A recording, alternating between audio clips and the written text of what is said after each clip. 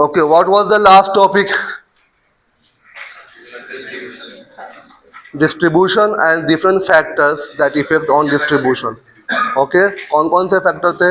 Physico chemical factors, physiological factors, tissue, हाँ, miscellaneous factors. Okay, now the last topic of this unit, protein binding of drug, that we have already discussed in B Farm second year in physical pharmaceutics. But again, today I am repeating this topic because आपके syllabus में mention है और हो सकता है बहुत सारे बच्चे एब्सेंट रहे हो. Protein binding of drug, as we have discussed, in case of absorption of drug, most of the drug follows passive diffusion, right? And diffusion means transfer of drug or movement of drug from high concentration to low concentration. So as we discussed so many times, there is a condition called sink condition. Sink condition किसी को याद है? हाँ? Maintenance of or maintain low concentration at acceptor compartment. Okay, because there is a protein, there is a blood circulation that will bind to that particular drug, and after binding, the free concentration of drug at receptor compartment showing less. Okay, after binding. So this is the most important part of absorption, because if there is no protein binding of drug, after 50% of absorption, there will be the equilibrium at both sides, and the remaining 50% will not cross the membrane, will not go to the different site. यही तो था. ऐसे एक membrane है, यहाँ पे GI lumen है, यहाँ पे ब्लड सर्कुलेशन है. So this part, blood circulation means blood, और ब्लड के अंदर प्रोटीन है. ये प्रोटीन क्या करेगा? जो फ्री ड्रग है उसको जाकर के बाइंड कर देगा. तो जब ये फ्री ड्रग को बाइंड करेगा तो फ्री कंसंट्रेशन यहाँ पे क्या हो जाएगा? कम हो जाएगा as compare to donor compartment. यही पढ़ा था ना, सिंक कंडीशन. और ये बाइंड करने के बाद इसको लेकर के मूव करेगा. Okay, so protein binding of drug, as we know, in our body there are two types of tissue. First is called blood, second is called extravascular tissue. And the interaction of drug generally done with the both types of tissue, blood as well as extravascular tissue.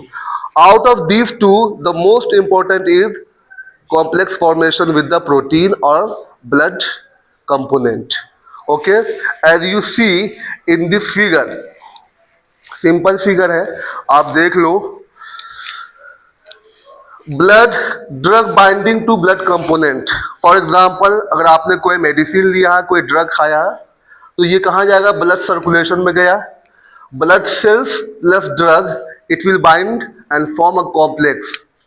Okay, here this is a reversible process. Free drug in plasma, जब ये complex formation हो जाएगा, यहाँ से movement होगा, उसके बाद जहाँ पे पहुँचाना, यहाँ पे पहुँचाने के बाद ये कंपोनेंट क्या करेगा? उसको फ्री कर देगा.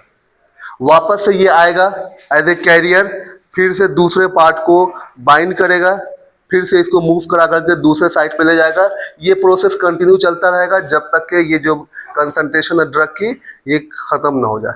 ठीक है, तो प्लाज्मा प्रोटीन प्लस ड्रग ये एक कॉम्प्लेक्स बनाते हैं.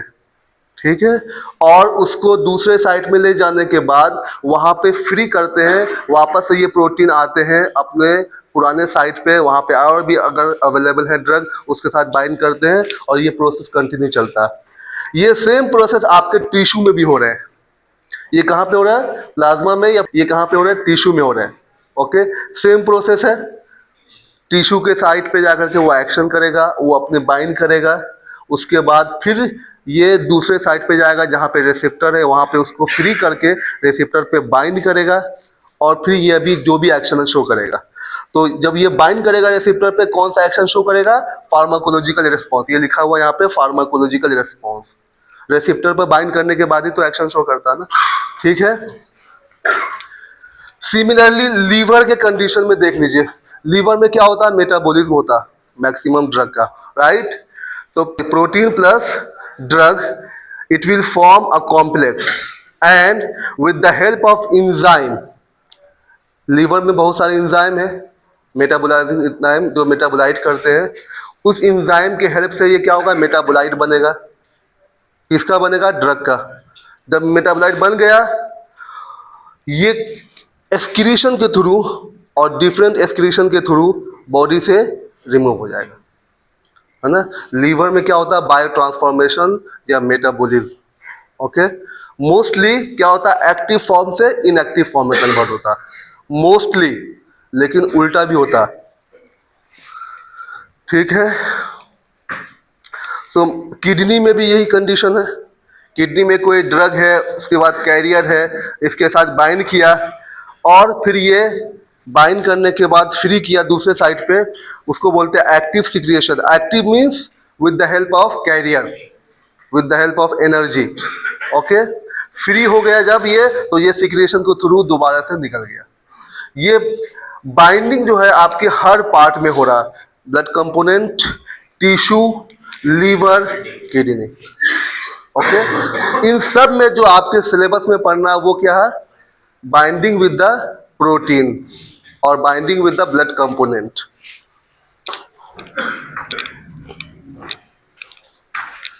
So basically binding involve these types of bond: hydrogen bond, hydrophobic bond, ionic bond, van der Waals force। और ये सारे के सारे बॉन्ड क्या है? एक तरह का वीक बॉन्ड है, तभी ये किस तरह के प्रोसेस होते हैं? रिवर्सिबल होते हैं।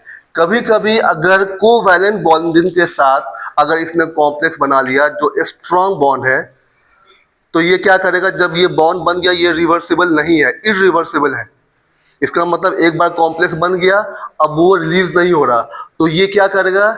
एक तरह का मेटाबोलाइट बनाएगा जो कि बॉडी को टॉक्सिसिटी काउज करेगा। एग्जांपल आप देख लो, क्लोरोफॉर्म है एंड पैरासीटामोल का जो मेटाबोलाइट है, इसके साथ कॉम्प्लेक्स बना करके, इरिवर्सिबल कॉम्प्लेक्स बना करके लीवर में टॉक्सिसिटी काउज करता है, दैट इज कॉल्ड हेपाटोटॉक्सिसिटी। तो ये जो आपका बाइंडिंग है या कॉम्प्लेक्स फॉर्मेशन है, ये रिवर्सिबल होना चाहिए। एक साइड पे बॉन्ड बन गया, दूसरे साइड पे जाकर के उसको फ्री करना। अगर ये इरिवर्सिबल हो गया तो ये क्या काउज करेगा? Tissue toxicity. एक एग्जांपल है ना, chloroform with metabolite of paracetamol. Sometimes कुछ ड्रग कार्सिनोजेनिसिटी, मतलब कैंसर काउज कराते हैं ड्यू टू कॉम्प्लेक्स फॉर्मेशन और irreversible complex formation, okay. So blood component के साथ दो तरह की बाइंडिंग होते हैं, एक प्लाज्मा प्रोटीन के साथ, एक ब्लड सेल्स के साथ। सेल्स में कौन कौन से आते हैं? आरबीसी, डब्ल्यूबीसी, हीमोग्लोबिन, ठीक है।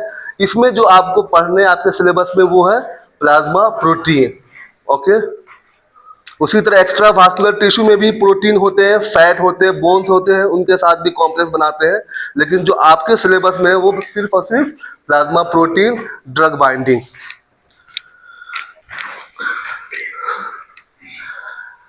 As we know, there are different types of protein in our blood: albumin, glycoprotein, lipoprotein, globulins, okay। Glycoprotein का पूरा नाम क्या है? अल्फा 1 एसिड ग्लाइकोप्रोटीन, शॉर्ट में बोलते हैं AAG, आग, अल्फा 1 एसिड ग्लाइकोप्रोटीन, ठीक है। आपसे ग्लाइकोप्रोटीन भी बोलेंगे तब भी अंडरस्टूड है। Order of binding with the drug, maximum जो बाइंडिंग की जो ऑर्डर है वो अल्बुमिन में मैक्सिमम है, उसके बाद ग्लाइकोप्रोटीन, फिर लाइपोप्रोटीन और ग्लोबुलिन्स।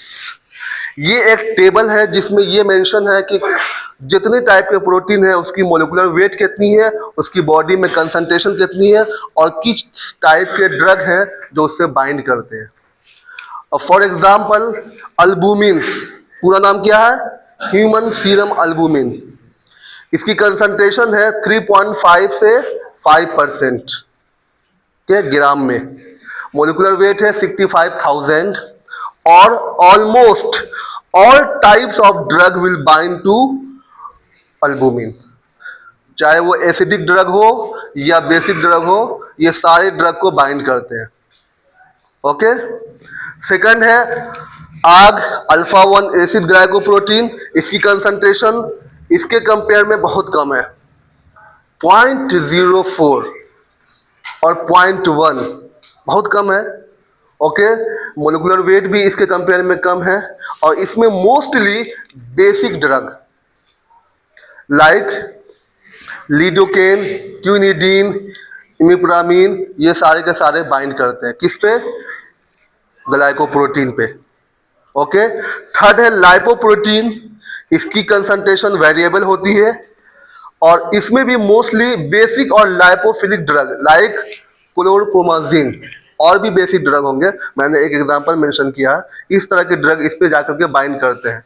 उसके बाद ग्लोबुलिन, अल्फा 1, अल्फा 2, हीमोग्लोबिन, जैसे जैसे नीचे आएंगे कंसंट्रेशन देखो घटती जा रही है।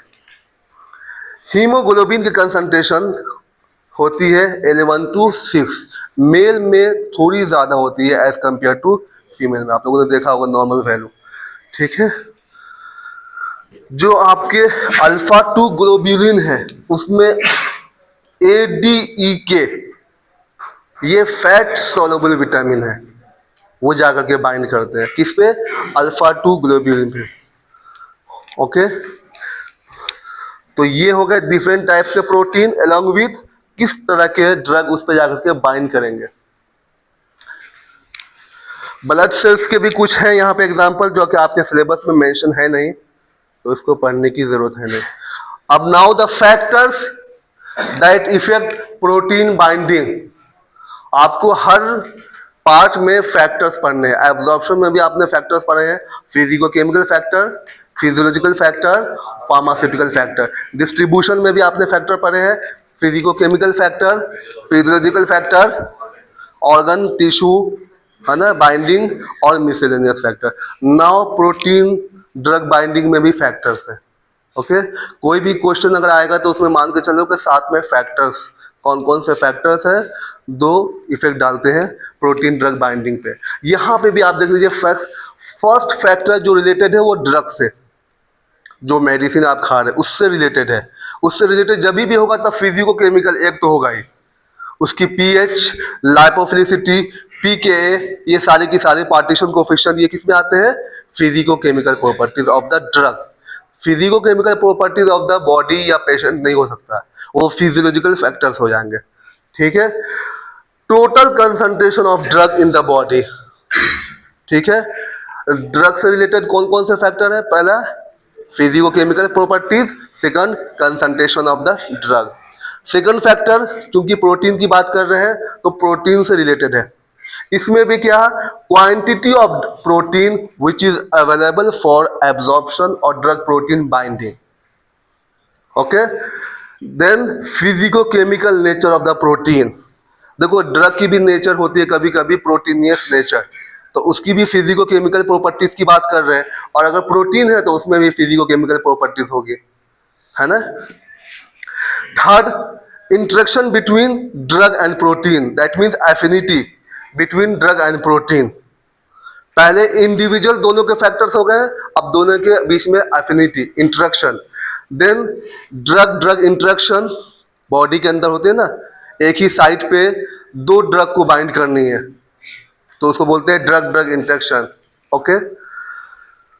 Then pathological condition of the patient, that means अगर कोई डिजीज कंडीशन है पेशेंट के साथ तो उसमें भी बाइंडिंग क्या होती है? डिस्टर्ब हो जाती है। कभी कभी बाइंडिंग बढ़ भी जाएगी, कभी कभी घट भी जाएगी, डिपेंड करता है कि कौन से साइट पे जाकर के वो बाइंड करनी है और उस साइट की जो कंसंट्रेशन है डिजीज कंडीशन में बढ़ती है कि घटती है। जैसे फ्री फैटी एसिड पे भी, फ्री फैटी एसिड बहुत सारे कंडीशन में बढ़ जाती है, और अगर फ्री फैटी एसिड के थ्रू अगर बाइंडिंग हो रही है डिजीज कंडीशन है फिर भी क्या होगी? बाइंडिंग बढ़ जाएगी। तो वो डिपेंड करता है। Okay.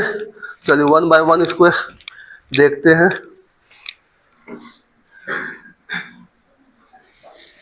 First, physico chemical nature of the drug. Physico chemical nature एक लाइन में मेंशन है कि अगर ड्रग की लाइपोफिलिसिटी ज्यादा है तो प्रोटीन ड्रग बाइंडिंग क्या होगी, ज्यादा होगी। ठीक है, protein binding is directly related to the lipophilicity. If the lipophilicity of the drug is more then extent of binding is greater. Okay, अब एग्जांपल देख लो। One example is cloxacillin comparison to ampicillin after IM injection, intramuscular injection. Okay, it show high lipophilicity and larger binding. अगर लाइपोफिलिसिटी ज्यादा है तो क्या होगी, binding ज्यादा होगी। यहां लिखा है ना, लाइपोफिलिसिटी ज्यादा है तो बाइंडिंग क्या होगी, ज्यादा होगी। तो क्लोक्सासिलिन जो है इसकी लाइपोफिलिसिटी ज्यादा है एज कंपेयर टू एम्पिसिलिन। तो बाइंडिंग कितनी है, 95%, और इसकी कितनी है एम्पिसिलिन की, 20%, just because of lipophilicity. Okay, similarly in case of thiopental, ये क्या है, लोकलाइज्ड एडिपोज टिश्यू पे जाकर के बाइंड कर रहा, हाँ एनेस्थेसिया। ओके, तो इसका जो है लाइपोफिलिसिटी क्या है, ज्यादा है, ये ज्यादा जाकर के बाइंड कर रहा है किस पे, एडिपोज टिश्यू पे। सिमिलरली एसिडिक और anionic drug, penicillin sulphonamide bind to human serum albumin. कौन सी, एसिडिक और अनआयोनिक। बेसिक और केटायोनिक किस पे जा रहा बाइंड करके, alpha 1 acid glycoprotein. Okay, anionic acidic human serum albumin, basic और केटायनिक अल्फा 1 एसिड ग्लाइकोप्रोटीन। एग्जाम्पल इमिप्रामिन, अल्प्रेनोल, और अब भी एग्जाम्पल होंगे, आप देख लेंगे। तो ये हो गया आपके physico chemical nature, that means it is directly related to lipophilicity of the drug. Second है concentration of drug in the body. एक प्रोटीन है जिसकी कंसंट्रेशन बहुत ज्यादा है, फर्स्ट वाली अल्बुमिन की कितनी है, 3.5 से 5%, और उतनी कंसंट्रेशन हम ड्रग लेते भी नहीं है किसी भी डिजीज में जितनी कंसंट्रेशन प्रोटीन की है। सपोज कर लो कि अगर इस रूम की कैपेसिटी 1000 है और मैक्सिमम बच्चे एक टाइम पे कितनी क्लास करेंगे, 100, तो कभी भी क्लास सैचुरेट होगा, नहीं होगा। तो ह्यूमन सीरम अल्बुमिन की कंसंट्रेशन इतनी ज्यादा है जितनी हम लेते भी नहीं है किसी भी ड्रग की डोज, 3.5 से 5% होती है। तो ये वाली जो प्रोटीन है कभी भी सैचुरेट नहीं होती है, इसका मतलब इस पे कोई इफेक्ट नहीं है। आप जितनी मर्जी कंसंट्रेशन बढ़ा दीजिए, बाइंडिंग से कोई मतलब नहीं है, सिर्फ इस कंडीशन में। ये लिखा हुआ है, the concentration of drug that will bind to albumin does not have much of influence as the therapeutic concentration of any drug is insufficient to saturate it. Albumin की कंसंट्रेशन बहुत ज्यादा होती है और कोई भी कंसंट्रेशन की ड्रग इसको सैचुरेट नहीं कर पाती है ना। तो इस पे बाइंडिंग का कोई इफेक्ट नहीं होगा। बाकी कंडीशन में अगर कंसंट्रेशन बढ़ाएंगे तो बाइंडिंग बढ़ेगी। Again therapeutic concentration of lidocaine can saturate alpha 1 acid glycoprotein, okay, with which it binds. तो लिडोकेन कहां पे बाइंड कर रहा है, अल्फा 1 एसिड ग्लाइकोप्रोटीन पे, और वो सैचुरेट हो जा रही है।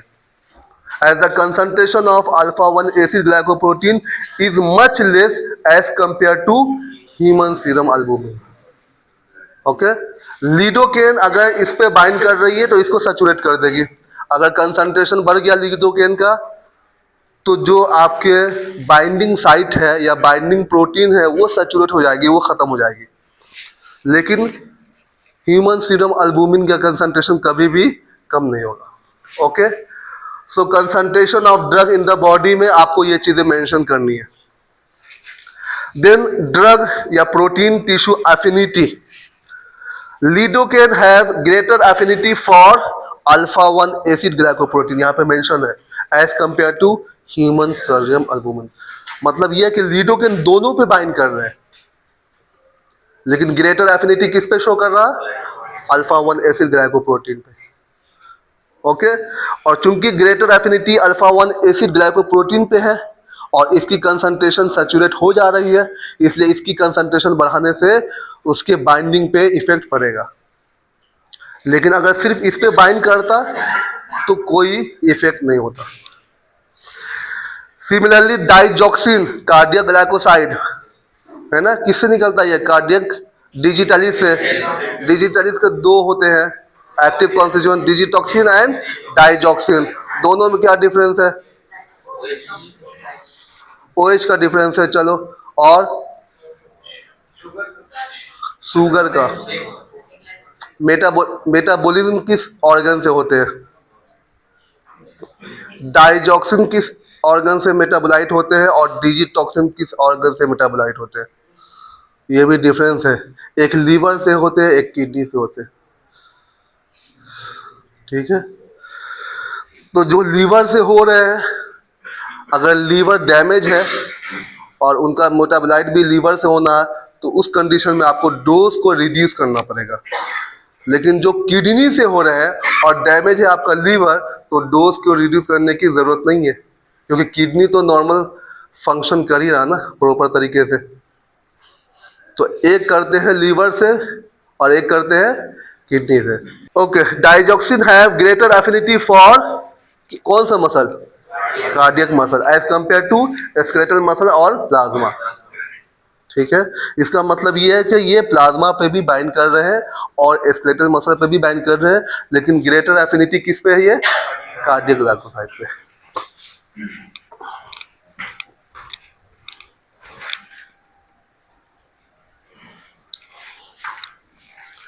Physicochemical nature of protein. Lipoprotein नाम से ही है ना, लाइपोफिलिक इन नेचर, और अडिपोस टिश्यू ये भी लाइपोफिलिक ही नेचर है। Okay,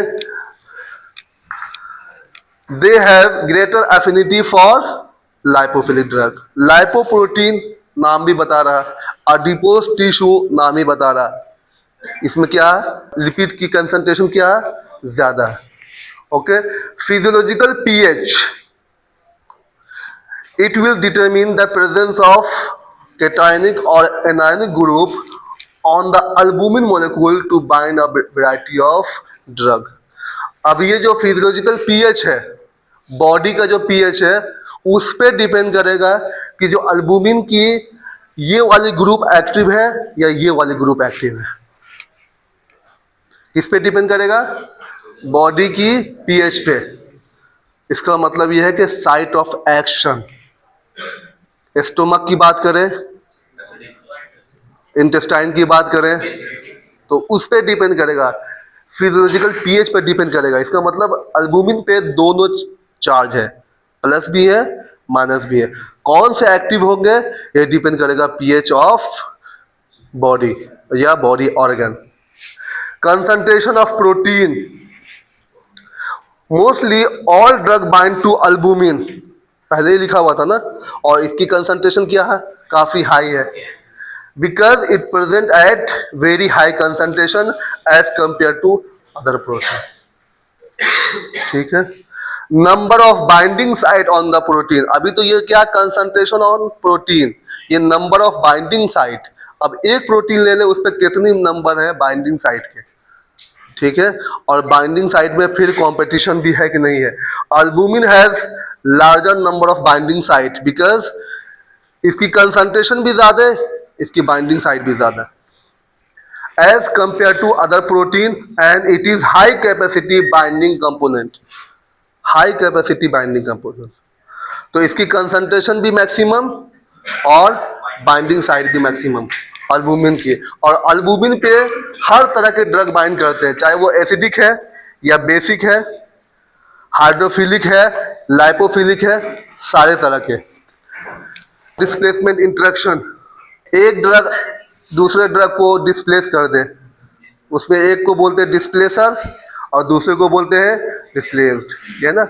displaced drug, displacer, example है ना वारफरीन का, phenylbutazone displace warfarin and sulphonamide from its binding site. एक ही साइट पे दो ड्रग बाइंड करनी है, तो कौन सी बाइंड करेगी? जिसकी एफिनिटी हाई होगी। तो जिसकी एफिनिटी हाई होगी वो बाइंड करेगी, उसको बोल देंगे डिस्प्लेसर, है ना। और ये चीजें होती है, सिर्फ ये बाइंडिंग की बात नहीं कर रहे, ऐसे भी आप दुनिया में देख लेंगे जो स्ट्रोंग होते हैं ना, कमजोर को दबा देते हैं, नहीं दबाते हैं? हर जगह पे, क्लास में भी होगा, बाहर में भी होगा, हर जगह ये चीज़ें पाई जाती है। तो ये तो हम प्रोटीन की बात कर रहे हैं, बाकी आप नॉर्मल लाइफ में भी देखेंगे, आसपास वाले को भी आप दबा देते होंगे, है ना, पड़ोसियों को। चलो एग्जाम्पल है फिनाइलब्यूटाजोन डिस्प्लेस वारफरीन एंड सल्फोनामाइड। ये किसका एग्जाम्पल है? Displacement interaction.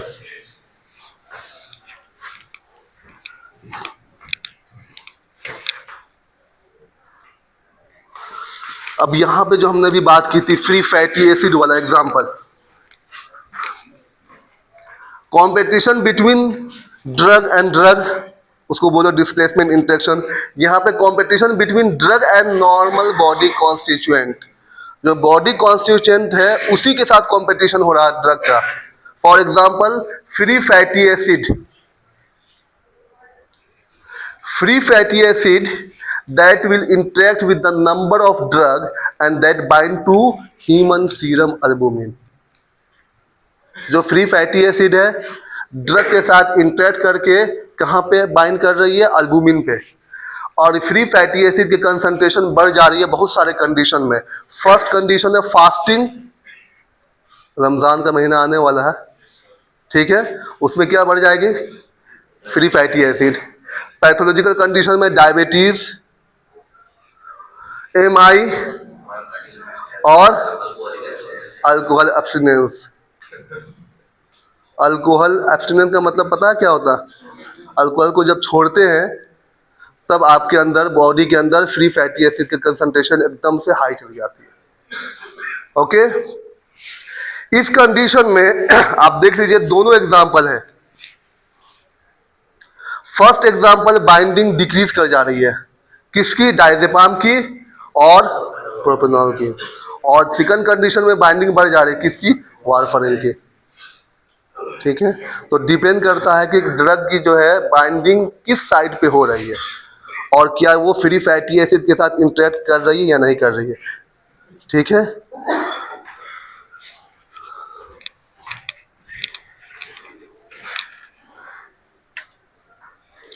Patient related factor, age as well as, age हमेशा एक फैक्टर रहा है, हमेशा आपने नोटिस किया होगा, क्योंकि जो इन्फेंट है और एल्डरली पेशेंट है उसके कंपेयर में जो अडल्ट है उसकी जो बॉडी कॉन्स्टिट्यूएंट है थोड़ा डिफरेंट है। यहाँ पे आप देख लीजिए अल्बुमिन कंटेंट इज लो, किस कंडीशन में? न्यूनेंट। ठीक है, न्यूनेंट समझ में तो आ रहा होगा, newborn. as a result in increased concentration of unbound drug that will bound to albumin। नियोनेंट में अल्बुमिन की कंसंट्रेशन क्या है? लो हो गई। जो ड्रग अल्बुमिन पे जाके बाइंड करेगी उसकी कंसंट्रेशन, बाइंडिंग की एफिनिटी क्या होगी? कम हो जाएगी। तो जो फ्री ड्रग है वो क्या होगी? उसकी कंसंट्रेशन बढ़ जाएगी। लेकिन हमने ये भी बताया है कि ह्यूमन सीरम अल्बुमिन का कंसंट्रेशन इतनी ज़्यादा होती है कि कोई भी ड्रग उसको सैचुरेट नहीं कर पाती है। कब? नॉर्मल कंडीशन में, जब 3.5 से 5% उसकी बॉडी के अंदर कंसंट्रेशन हो। इस कंडीशन में अल्बुमिन की कंसंट्रेशन लो हो गई, अब वो सैचुरेट हो जा रही है। ठीक है, सिमिलरली ओल्ड एज पेशेंट में भी देख लीजिए अल्बुमिन कंटेंट इज लो। जब अल्बुमिन कंटेंट लो हो जाएगी, इसके साथ जो भी ड्रग बाइंड कर रही है उसकी कैपेसिटी कम हो गई, तो फ्री ड्रग कंसंट्रेशन क्या होगी? बढ़ जाएगी। कौन सी ड्रग की? जो इस पे बाइंड कर रही है, अल्बुमिन पे। आ रही है बात समझ में? इन दोनों कंडीशन में फ्री कंसंट्रेशन ऑफ ड्रग बढ़ जा रही है उस ड्रग की जो अल्बुमिन पे बाइंड कर रही है, क्योंकि अल्बुमिन की कंसंट्रेशन घट जा रही है।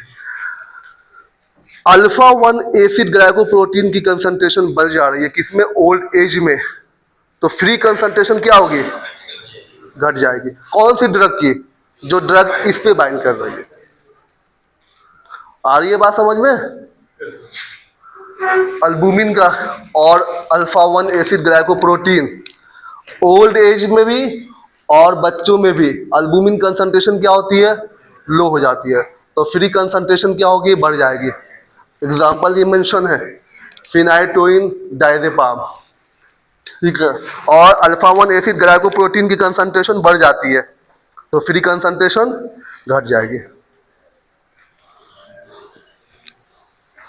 डिजीज कंडीशन में बहुत सारे डिजीज होंगे, हमने कुछ एग्जांपल मेंशन किए इस टेबल में। फर्स्ट रीनल फेलियर, इसका मतलब रीनल का मतलब क्या होता है? Liver, kidney, okay. उसको क्या बोलते हैं? Uraemia. That means presence of urine, uric acid in presence of nitrogenous waste product in blood, जो कि नॉर्मली एक्सक्रीट कर जाती है यूरिन के थ्रू। वो कंसंट्रेशन कहाँ बढ़ जा रही है? ब्लड में। उसको बोलते हैं यूरीमिया। इसमें क्या हो गया? अल्बुमिन कंसंट्रेशन कम हो जा रही है। तो decrease binding of acidic drug, basic drug और neutral drug unaffected.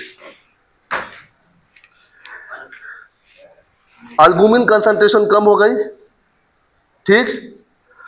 Decrease binding of acidic drug, acidic drug की जो बाइंडिंग है वो क्या हो जाएगी? कम नहीं होगी अल्बुमिन की वजह से।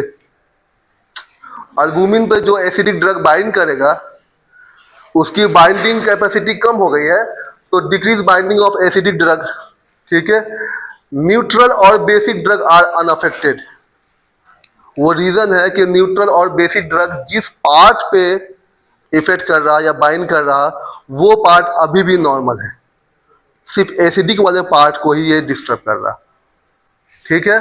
Second, hepatic failure, liver, albumin का सिंथेसिस, ओवरऑल अल्बुमिन कंसंट्रेशन घट रही है, ठीक है।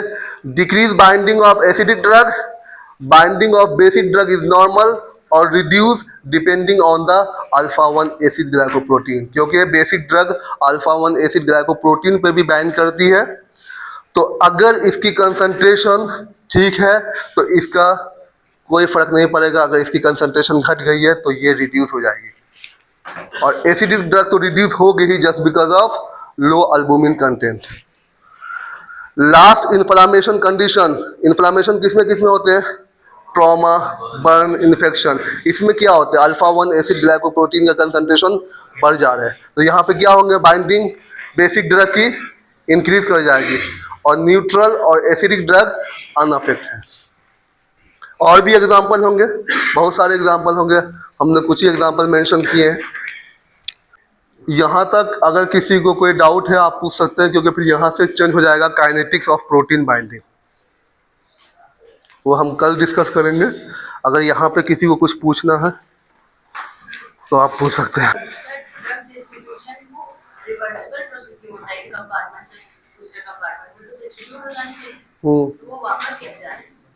क्योंकि अगर सेम ऑर्गन में हमें वापस से चाहिए, मान के चलो कि हमें ब्लड सर्कुलेशन में ही चाहिए वापस से, या अगर सपोज कर लो कि लीवर में गया, लीवर में बायो ट्रांसफॉर्मेशन हो गया, उसके बाद वो एक्टिव फॉर्म में कन्वर्ट हो गया, तो जिस साइट पे जाना वहाँ पे अपना एक्शन शो किया, वापस से उसको लाना भी तो है, क्योंकि उसको बॉडी से रिलीज करानी है। तो सर्कुलेशन जो है ड्रग को साइट ऑफ एक्शन पे भेजता, फिर वहां से आपको वापस ला करके एक्सक्रीशन भी तो करवाता। ये थोड़ी कि वहां जाके पहुंचा दिया उसके बाद छोड़ दिया, छोड़ देगा तो फिर एक्सक्रीशन कैसे होगा? तो डिस्ट्रीब्यूशन में एक कंपार्टमेंट हमेशा क्या है? ब्लड है, ठीक है, तभी ये रिवर्सिबल है। जहां पे ट्रांसफॉर्मेशन हुआ वहां से लेकर के बॉडी के डिफरेंट ऑर्गन में पहुंचाया, उसको एक्शन शो कराया, एक्शन जब हो गया उसका काम खत्म, अब उसको क्या करना? एलिमिनेट करना। तो एलिमिनेशन के लिए वहां पे तो होगा नहीं जहां पे एक्शन शो कर रहा, एलिमिनेशन कहाँ से होगा? किडनी से। तो कौन लेकर के आएगा? वही लेके आएगा। तभी तो रिवर्सिबल होना चाहिए, है ना।